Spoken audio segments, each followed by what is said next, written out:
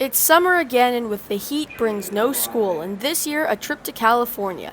Hello again, railroaders, and welcome to San Francisco. This trip we have planned to spend a few days in San Francisco, then drive south to Fresno, and then back to San Fran to fly home.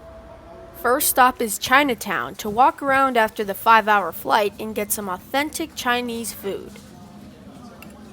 Boba tea is a favorite drink around here, and a stop into a cookie store revealed how fortune cookies are still made by hand. A conveyor cooks the cookie batter and forms it into a circle. Then the worker places the warm dough over a rod to shape the cookie into its respective shape. These cookies are sold by the bag, and boy, they are good, warm, and fresh. Last stop of the day would be Fisherman's Wharf, where the trolley was just departing.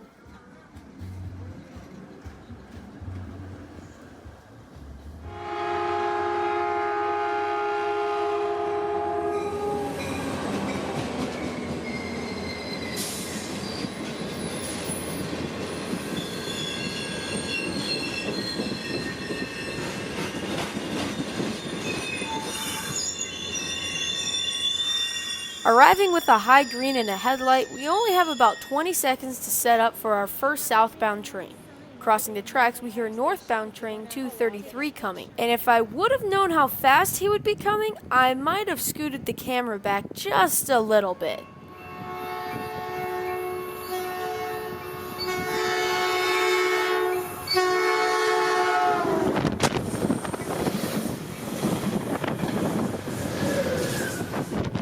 Whoosh! 233 is out of the way, and now the switches are lined for 230 to depart southbound.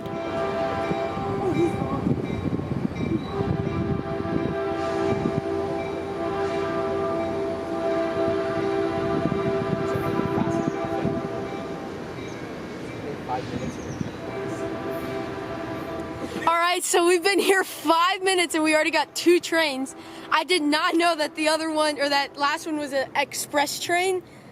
That guy was absolutely booking. We're staked out in Menlo Park, the area of San Francisco that hosts Stanford University and a lot of Caltrain traffic. Not to mention, even at the end of June, the weather is clear skies and in the 60s. Perfect railfanning weather. The passengers like it too as they prepare to board the northbound 237B.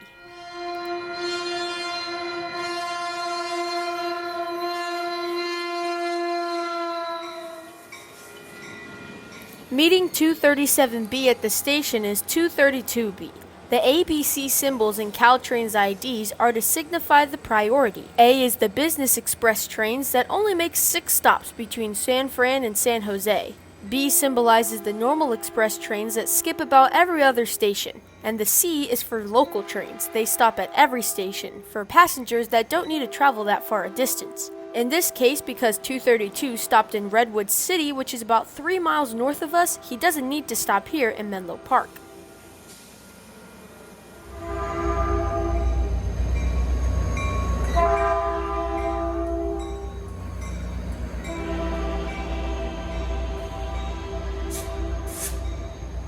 Once 232 is passed, we get a brief chance to inspect one of Caltrain's old soldiers. 908 is an EMD F40PH, still equipped with its classic marker and Mars lights. I believe Metra is the only other railroad that still uses Mars lights along with ditch lights on its fleet. These 40-year-old warriors have been hauling trains since the 70s and are soon to be retired, as Caltrain is currently working on electrifying the 50-mile-long line between San Francisco and San Jose. The project will be completed in early 2022, and along with the electrification will also be the new locomotives. Stadler is making the new self-propelled MU electric consist, which will replace the old F40s. If you're ever near the San Fran area, keep your cameras with you, as you never know what you got until it's gone. It was really a pleasure to come out and see the last few journeys of these old workhorses.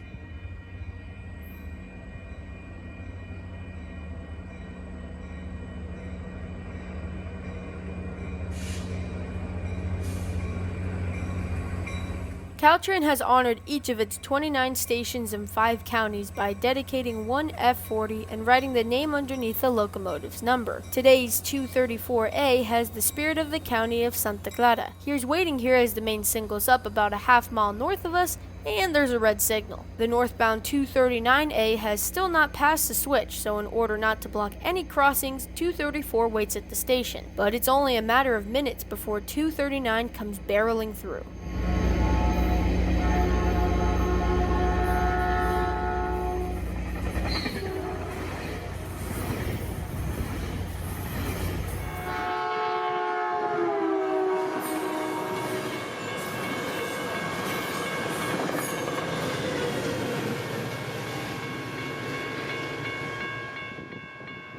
When 234 gets the green, Menlo Park returns to its early morning quiet.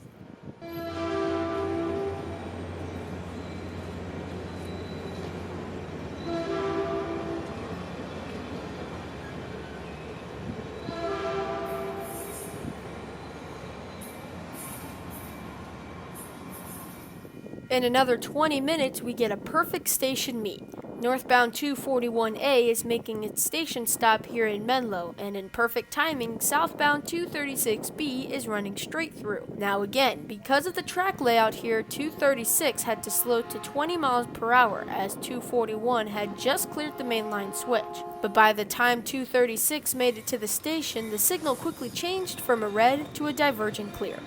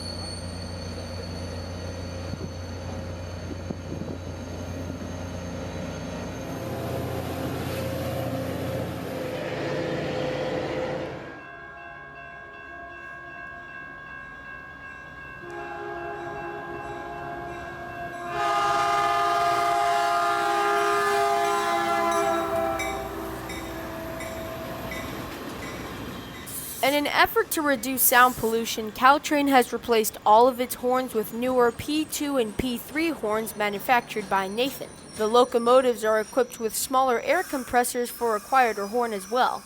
As you can see, Menlo Park is not a no-horn zone, and for the residents close to the tracks, horns going all night would be quite irritating. So with these new horns, everyone wins. 238A has a new P3 horn and would also be our last train of the morning.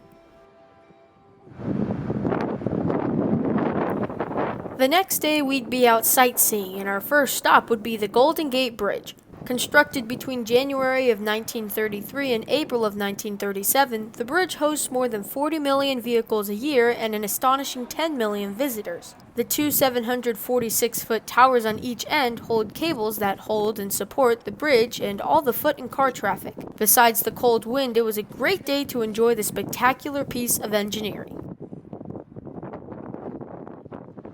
The bridge has a sizable walkway as well that offers great photo opportunities. Downtown San Francisco and Alcatraz are both easily visible, and not to mention the plethora of sailboat traffic always passing through.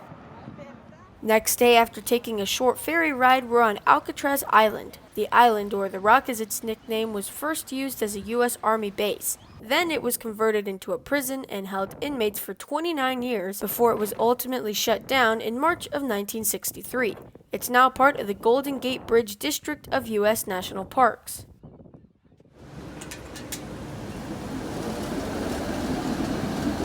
When we returned to land, it was time for the 3-hour drive to Fresno. The Union Pacific Martinez sub parallels the interstate most of the time, and we ended up seeing a few trains heading northbound to the port in Oakland.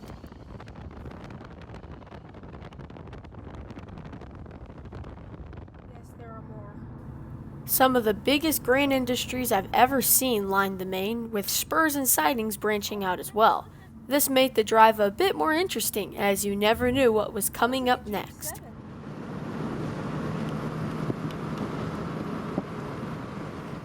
Next morning, we're up early to drive to the Sequoia National Park. Some of the most beautiful scenery is found on this 2-lane highway as you snake through trees, mountains, and cliffs. And again, the weather was another crisp, cool day. First trail led to the General Sherman, the largest tree in North America. It's a whopping 275 feet tall and just over 4 million pounds with a stunning diameter of 36 feet.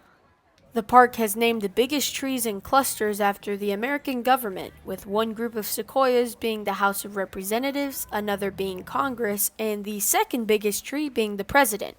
Why the biggest isn't the president was a mystery to me, but it doesn't matter, because all these trees make you feel as small as an ant. Last stop is the Roaring River, a rushing river that turns into a waterfall at the edge of Kings Canyon National Park. It was a short hike there, but rain clouds were soon to open up, so we took our photos and called it a day. After a 2-hour northbound drive, we arrive in Yosemite. There were multiple lookout towers along the way, and some of the views were spectacular. El Capitan, the massive and infamous rock face, was for the first hike. The Santa Fe named one of their most elegant passenger trains after it as well. But no trains run near El Capitan, and really not much of anything passes here anyways, making it a natural, untouched gem. It's daybreak on the morning of June 30th, 2021, and we're finally out to do some rail fanning around Fresno, California.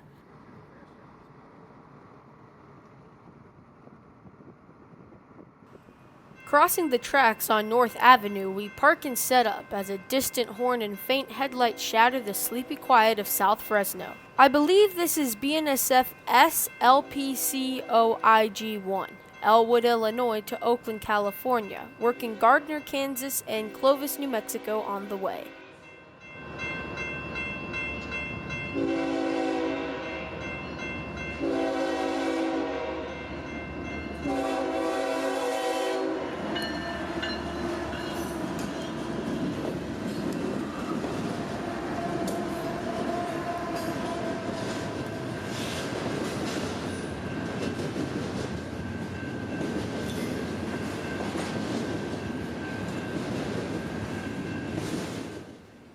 BNSF has made it a service plan only to use DPUs when needed or for crew preference, making for some very cool sights for this Florida railfan. This northbound intermodal had 4 locomotives up front, pulling from what I could tell was probably over 10,000 feet of container traffic.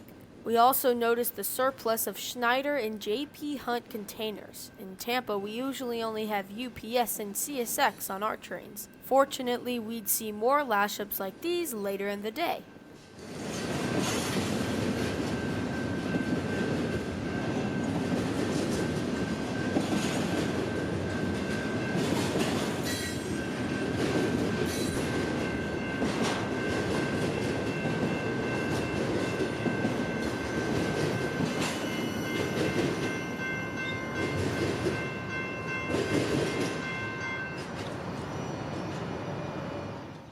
Kawa is what's formerly known as South Fresno, and grain is the name of the game here. Industries and silos can be seen at any given time, making it a prime spot for railroads to serve. It's so attractive that not one but 2 railroads serve Fresno and its surrounding areas, the Union Pacific and the BNSF. We're set up under the Golden State Boulevard overpass, which provides shade and a place to park that's not on railroad property. This is the BNSF Kawa Diamond, the exact location of where the BNSF's Fresno sub crosses the UP's Martinez sub at grade. But give it 20 more minutes and we get an empty ballast train heading southbound for another load. And when he blew his horn for the 10th Street crossing, let's just say it echoed loudly.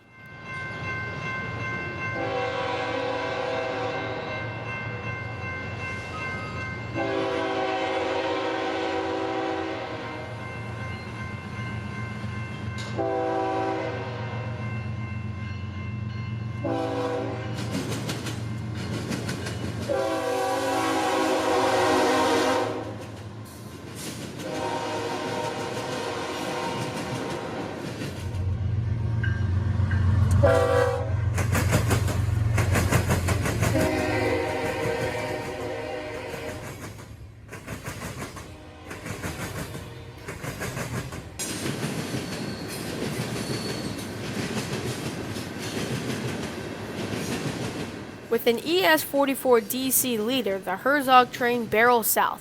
From how trains run on the CSX, I would think that this train's an extra, but that's only a theory.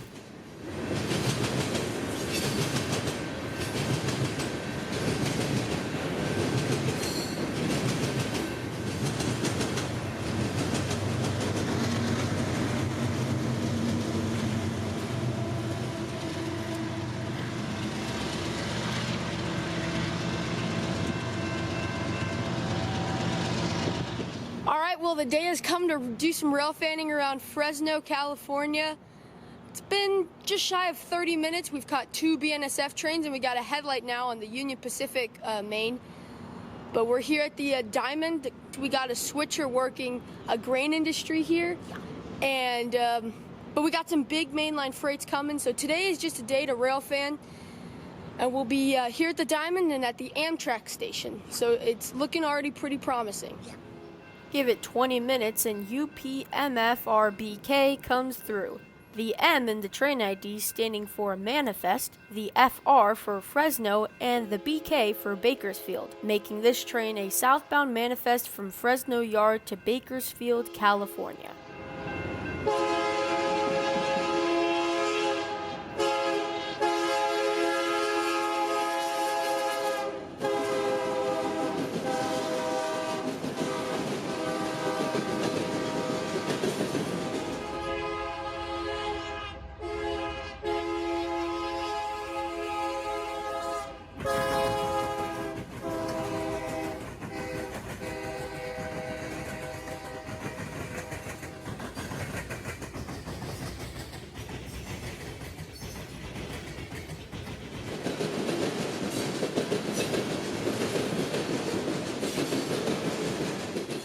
The MFRBK was a really nice catch for me, as 2 of UP's clean SD59s were powering this mixed freight train today.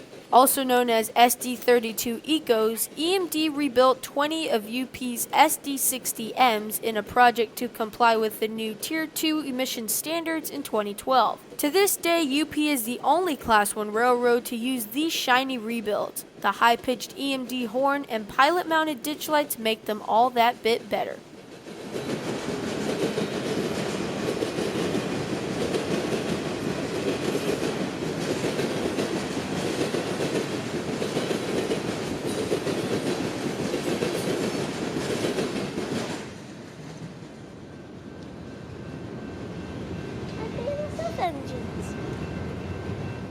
By 8 a.m., temperatures are in the low 90s, but that's not stopping the parade of trains over the Diamond.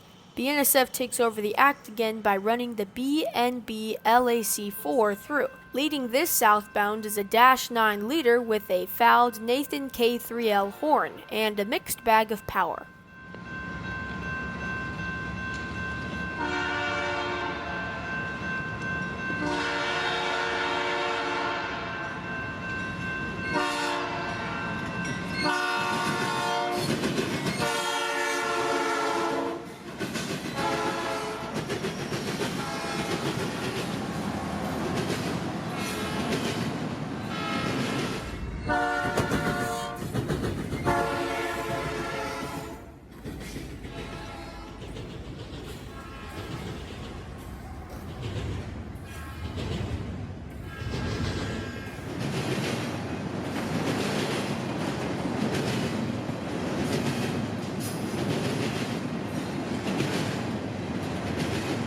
BNSF train IDs can be overwhelming at times, but to sum this one up, the B is for the bulk commodity, today being intermodal traffic, the NBY standing as the 3-letter abbreviation for North Bay, California, and the LAC for Los Angeles, where this train will terminate, with the 4 being for the level of priority it is, making the BNBY LAC4 a southbound intermodal train from North Bay to Hobart Yard in LA.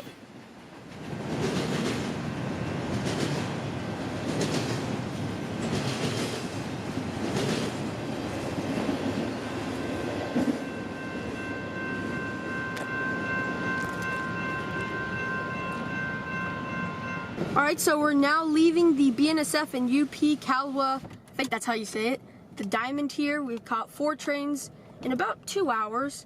and we're gonna make our way north towards the Union Pacific Fresno yard, and then see any traffic there, and then maybe head over to the Amtrak station, see what we can get. Driving north on Weber Avenue, we paralleled the yard for quite a bit before setting up under the Ashland Avenue overpass. On this Wednesday morning, the yard switchers were working. Fresno Yard serves anything from intermodal from Oakland to freezers from the north. It's a popular crew change point and the base ops for any locals in the area. But other than the occasional Jeeps, UP's Fresno Yard was looking quite sleepy even at 9 a.m. on this Wednesday morning. Reds to the north and south greeted us, and after hearing about a San Joaquin Amtrak train coming, we deserted our post. Arriving to the Fresno Amtrak station just before 10 a.m., we're greeted by a green signal for Amtrak 713. The freights would have to wait, but with the brand new Siemens ALC 42 liter and an F59 PHI pushing, we couldn't complain.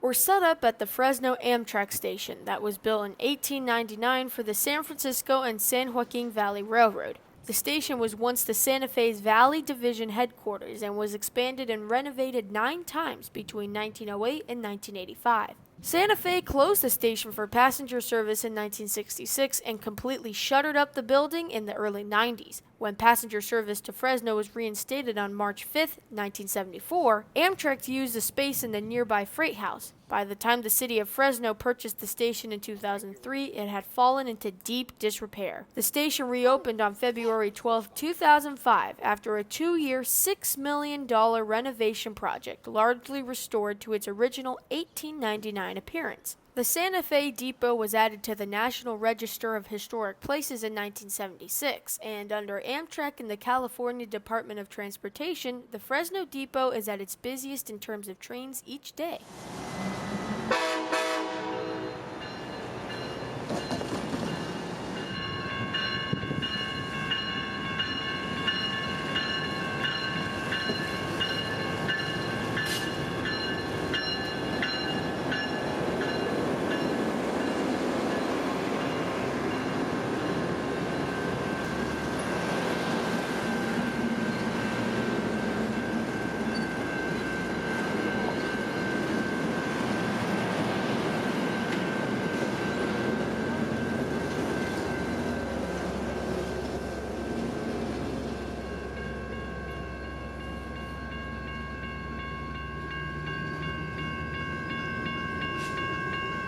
Got a flashing yellow here for a southbound BNSF train. This is at milepost 998.1 here at the Amtrak station, the ex-Santa Fe building. Just got Amtrak 713. Another BNSF coming. Let's get him. It was only a 10-minute wait until BNSF BOIGLAC 5 showed his face. Oakland, California to the Port of Los Angeles Priority Intermodal made up of trailers and containers, with another East Coast visitor, this one being an EMD SD70 ACU.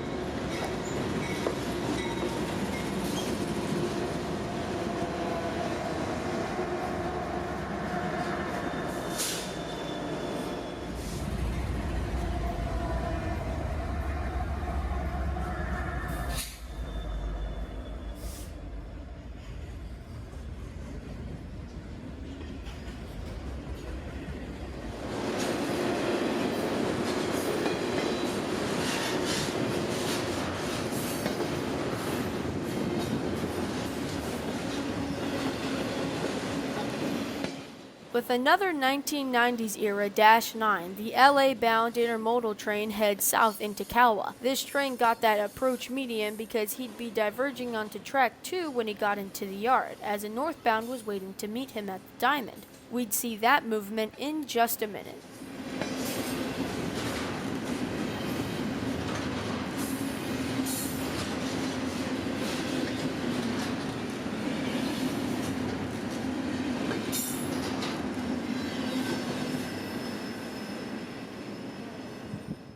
We only had another 20 minutes before we had to return back to the house, but Fresno would give us something that down in Florida we just never see. Minutes after the intermodal clears, the northbound number 2 track would display a high green for our last train. Rounding the corner into downtown Fresno would be GMI VP1, a northbound empty grain train from Kawa Yard to Portland, Oregon. 2 more GE wide cabs powering this long string of empties, with a very nice crew at the helm.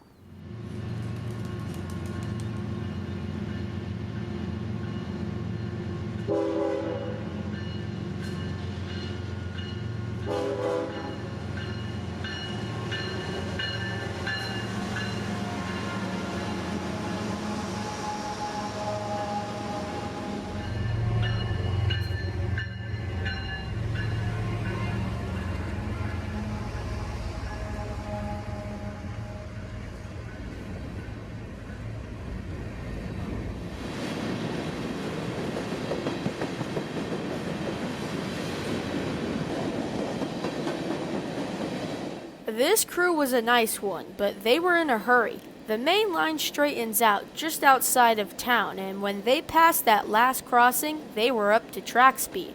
It was a great way to end a great day of rail fanning for this Florida rail fan. Next, we're back up in San Francisco Bay for some rare street running and wide pattern signals.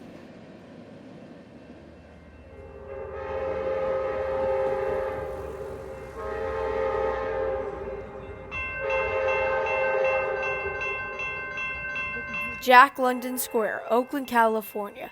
We were actually here to see some live jazz at a restaurant, but because the tracks were just outside, I decided to get some footage of these Bayside Amtraks. I actually caught 3 on video, but the first 2 got corrupted in uploading, so we'll just have to do with this one. But at 8:32 p.m., here comes Amtrak 717, another San Joaquin Express train, today with an out-of-the-ordinary consist.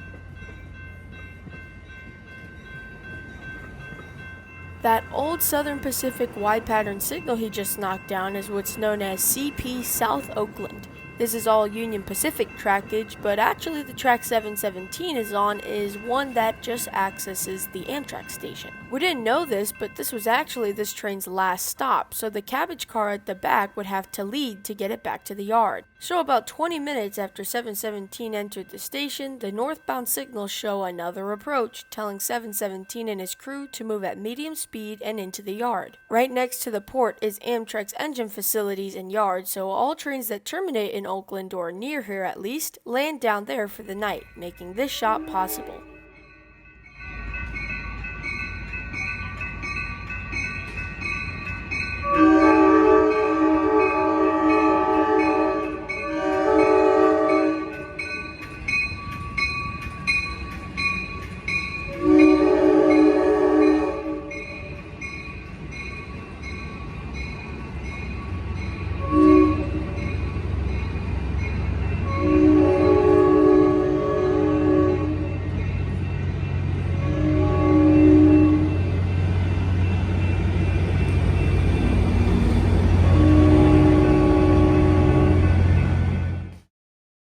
Well, it's a beautiful 71 degrees here. We're waiting on the Napa Valley wine train. It's a sunny day. We've got the Napa Valley Railroad number 69 on the lead. It's a GP9, acquired in 2017 from the Genesee and Wyoming Railroad Company. And we're right at the corner here of Vallejo Road, about one crossing down from the station. It's gonna probably leave in about 3 minutes. So, getting ready for this catch. Our last stop of the trip was Napa Valley. While our parents were wine tasting downtown, my brother and I made the half-mile walk to catch the lunchtime express train on this 4th of July morning.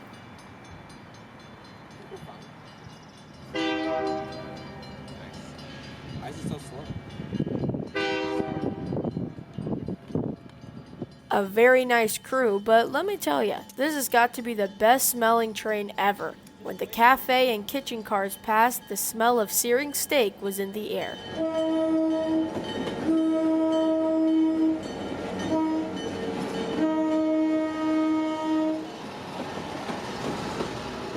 This is the lunch excursion, leaving at 11:30 and arriving back in Napa just before 3 p.m. Another train known as the Sunset Excursion will begin boarding at 6, giving the cooks, crew, and cleaners about 3 hours to prepare in between trains. The 36-mile round trip takes about 3 hours, as when the tracks split through vineyards, the trains are limited to 25 miles per hour.